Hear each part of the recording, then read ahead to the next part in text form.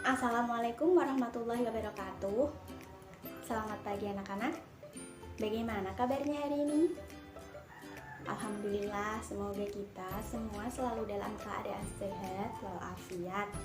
Nah, sebelum pembelajaran hari ini kita mulai, alangkah baiknya kita awali dengan berdoa ya. Mari kita doa sama-sama. Berdoa selesai.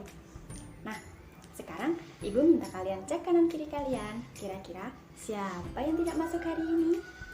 Hadir semuanya? Alhamdulillah, hari ini hadir semua dan tidak ada yang izin ataupun sakit ya. Nah, langsung saja kita ke pembahasan pada pagi hari ini, yaitu kita akan membahas tentang tema 1, subtema 1, pembelajaran 1. Adapun tujuan pembelajaran yang akan kita capai pada hari ini yaitu yang pertama, siswa dapat menemukan ide pokok dan informasi penting dalam bacaan serta menyajikannya dalam bentuk diagram. Yang kedua, siswa dapat mengembangkan ide pokok dalam tulisan menggunakan bahasa sendiri secara rinci. Yang ketiga, siswa dapat mengidentifikasi perkembangan generatif melalui gambar. Yang keempat, siswa dapat menemukan persamaan dan perbedaan karakteristik dua negara ASEAN terkait kondisi sosial dan budayanya. Nah, langsung saja kita masuk ke materi yang pertama ya, yaitu kita akan membahas tentang tumbuhan. Coba kalian perhatikan berbagai tumbuhan yang ada di sekitar kita. Apa sih sebenarnya manfaat tumbuhan bagi kehidupan itu sendiri? Nah, coba kalian perhatikan gambar di samping. Pada gambar di samping terlihat bahwa manusia dan hewan memanfaatkan tumbuhan sebagai bahan pangan. Jadi, tumbuhan merupakan sumber kehidupan bagi makhluk hidup. Lalu, adakah manfaat lain dari tumbuhan bagi kehidupan? Ada, yang pertama sebagai sumber energi, yang kedua sebagai sumber vitamin untuk kesehatan, yang ketiga sebagai sumber oksigen untuk bernafas, dan yang keempat sebagai pengikat air tanah, yang kelima sebagai peneduh dan memperindah keindahan yang ada, kehidupan yang ada di bumi. Nah, setelah kita belajar tentang manfaat dari tumbuhan, kita akan belajar tentang perkembangbiakan tumbuhan. Perkembangbiakan tumbuhan yang akan kita bahas pada hari ini yaitu perkembangbiakan tumbuhan jagung. Pasti kalian semua sudah pernah makan jagung kan? Nah, jagung itu sendiri merupakan salah satu makanan pokok di berbagai negara, termasuk di Indonesia. Nah, jagung itu sendiri merupakan sumber karbohidrat yang diperlukan oleh tubuh. Agar bisa tumbuh, petani biasanya menanam biji jagung. Setelah 3-4 hari, bakal jagung akan muncul di permukaan tanah. Setelah bakal jagungnya tumbuh, bakal jagung akan terus tumbuh dan berkembang hingga sampai 3-3,5 bulan lamanya lah. Kemudian jagung dipanen oleh petani. Nah, buah jagung yang berupa tangkol itu pada mulanya berbentuk sekuntum bunga. Bunga jagung memiliki helai-helai rambut pada bagian ujungnya.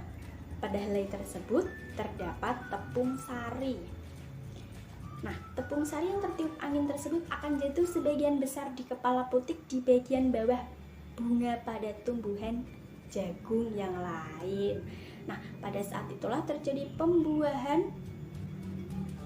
Setelah terjadi pembuahan, bunga jagung akan terus berkembang dan menjadi buah jagung. Nah, agar kalian lebih memahami materi yang ibu sampaikan, bukalah buku tema 1 pada halaman 2. Kalian baca teks tersebut sampai pada halaman 3. Kemudian, temukan ide pokok dan informasi penting dari bacaan tersebut. Nah, kemudian tuliskanlah pada diagram yang sudah disediakan pada halaman 4 ya. Nah, seperti yang sudah ibu sampaikan tadi tentang perkembangbiakan tumbuhan jagung. Perkembangbiakan tumbuhan jagung tersebut biasanya disebut sebagai perkembangbiakan secara generatif. Apa sih itu perkembangbiakan secara generatif? Nah, perkembangbiakan secara generatif atau yang biasa disebut sebagai perkembangbiakan secara kawin yaitu merupakan perkembangbiakan yang terjadi melalui proses penyerbukan dan pembuahan. Contohnya seperti padi, mangga, durian, dan jambu. Nah, kemudian tugas kalian adalah amatilah lingkungan di sekitarmu, kemudian temukan satu tumbuhan yang sedang berbunga dan gambarkan bagian-bagian bunga tersebut, dan tuliskanlah bagaimana cara penyerbukannya pada kolom yang tersedia ya.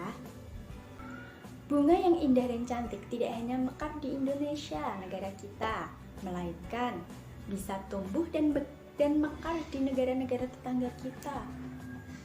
Hal tersebut dikarenakan secara geografis kita hampir sama, sehingga bunga yang tumbuh tidak jauh berbeda. Sebagai contoh adalah bunga sepatu. Bunga sepatu bisa tumbuh di negara Indonesia dan negara Malaysia. Untuk negara Indonesia sendiri, bunga sepatu biasanya digunakan sebagai bahan pewarna, sedangkan di Malaysia bunga sepatu digunakan sebagai bunga raya atau bunga nasional. Kemudian contoh yang kedua yaitu bunga Kamboja.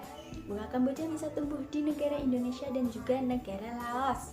Di mana di Indonesia sendiri bunga Kamboja biasa digunakan dalam tarian adat atau tari Bali. Kemudian di Laos, di negara Laos, bunga Kamboja biasa digunakan sebagai dekorasi upacara atau digunakan sebagai dekorasi upacara keagamaan atau penyambutan tamu. Nah, Indonesia, Laos, dan Malaysia hidup berdampingan. Meskipun ketiganya berbeda negara, tapi ketiganya memiliki kesamaan dalam kehidupan sosial dan budayanya. Gabungkan diri dalam suatu organisasi yang bernama ASEAN. Betul sekali. Negara apa saja sih yang tergabung dalam ASEAN tersebut? Yang pertama, Indonesia tentu saja. Yang kedua, Malaysia. Yang ketiga, Singapura. Yang keempat, Thailand. Yang kelima, Filipina. Yang keenam, Vietnam. Yang ketujuh, Brunei Darussalam. Yang kedelapan, Laos. Kemudian yang kesembilan, Myanmar dan Kamboja. Nah, itu adalah negara-negara yang tergabung dalam ASEAN. Setelah kita melakukan pembelajaran pada hari ini, bagaimana perasaan kalian setelah melakukan pembelajaran? Apakah senang? Iya, senang. Apakah ada kesulitan? Alhamdulillah tidak ada ya.